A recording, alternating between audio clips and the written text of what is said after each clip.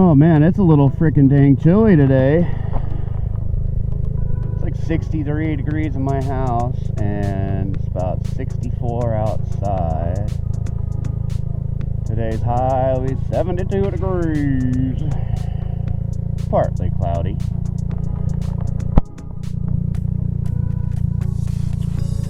Tuesday, which is my birthday, 34 years.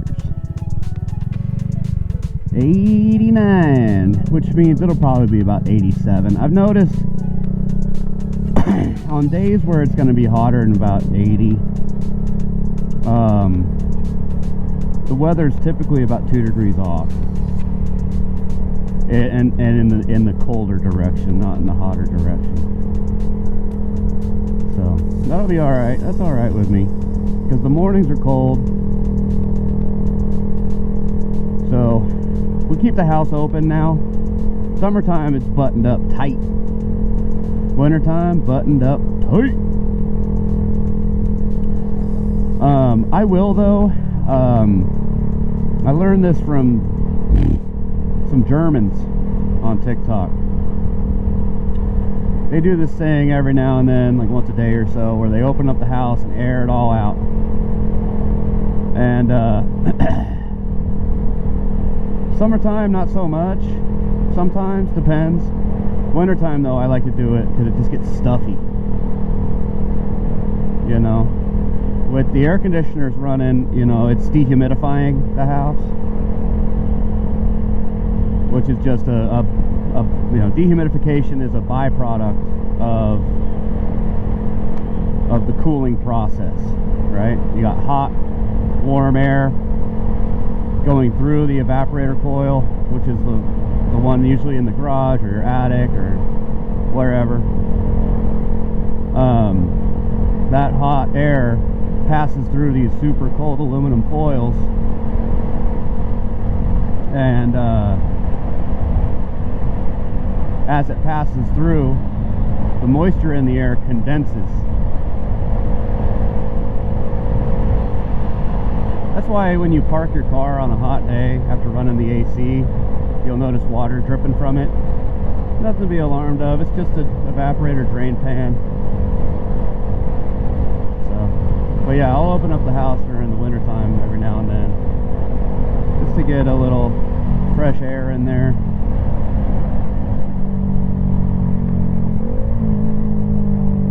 But right now,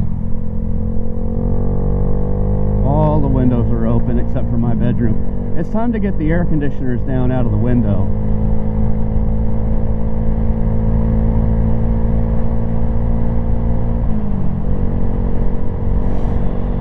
I don't know if they're doing it yet. I think they're doing it in Europe with some applications, but they want to run carbon dioxide as a refrigerant, which to me, I don't know about that. You know, I don't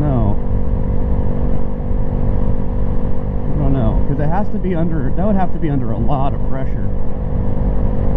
Like R410A in new air conditioners here in the US, I think head pressure is what, around 280, I think. I don't remember. I've been out of the HVAC game for a little over a year and I don't remember. I know R22 runs at a lower pressure than R410, but I don't know about carbon dioxide. There's also, you know, you can make, I mean, water is a refrigerant, air is technically a refrigerant. I mean, there's just a bunch of everything, you know, almost anything can be a refrigerant.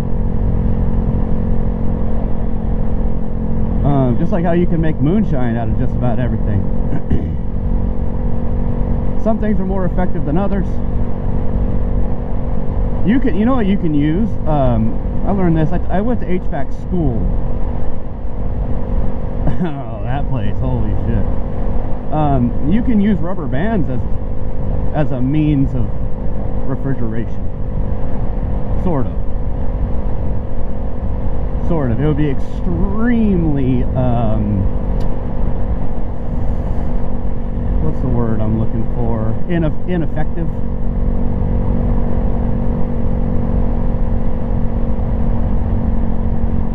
Okay, that was weird. I don't want that fool running out in the middle of the road. That was interesting. So this HVAC school I went to out of Garland, Texas, was called Retail Ready Career Center. And, you know, I got all my certs out of there, and I really feel like it was not great. You know, you got your certs, which is, you know, really all you need, and most of the learning is done in the field, but a lot of theory was just kind of glossed over. It was a 6-week program running 4 to 5 days a week, 12 hours a day. And they really preyed on veterans. And you know, the staff, the teachers, did everything that they could in their power to send us out into the world with as much knowledge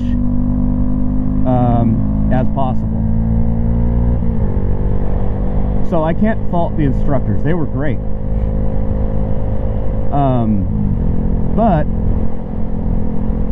you know, it was I think it was like $35,000 or something like that.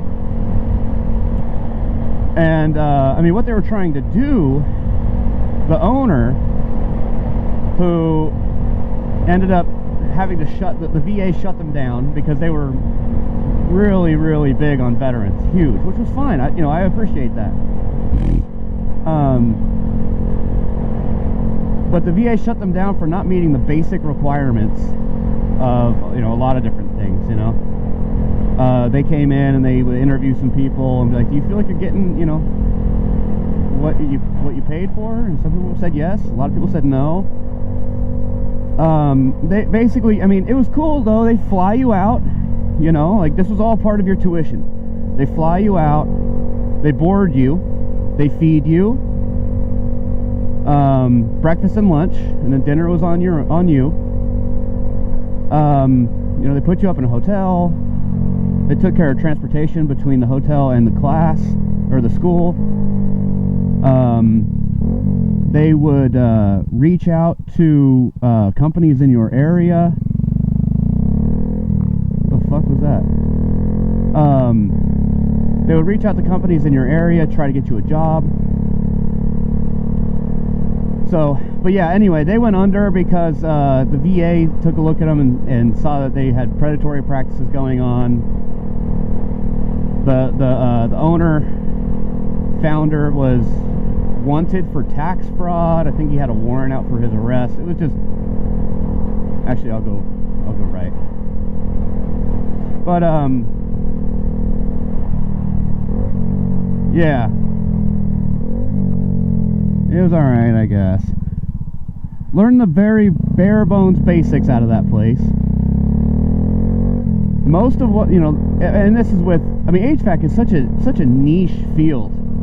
It's so bizarre the way it is. I mean, you've got, you know, low control voltage. You know, you're running with 24 volt AC.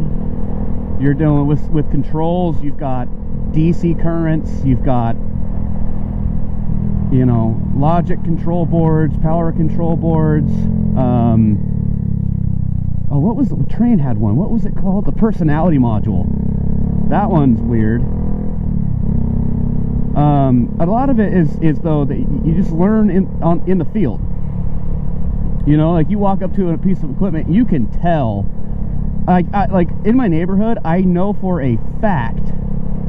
The next street over from where I live, there's a house running an old Goodman heat pump, and I know for a fact the fan capacitor is out. I just know. I can hear it. You know what I mean? Like you can tell. You get to the point where you walk up on a piece of gear, and you know, obviously the customer, the homeowner, I hated residential though, but the homeowner would tell you all this shit, and I think it needs Freon. No, I don't think so. Let me look, you know. And you walk up to it and you can just hear it. You can just hear that freaking condenser fan motor just struggling.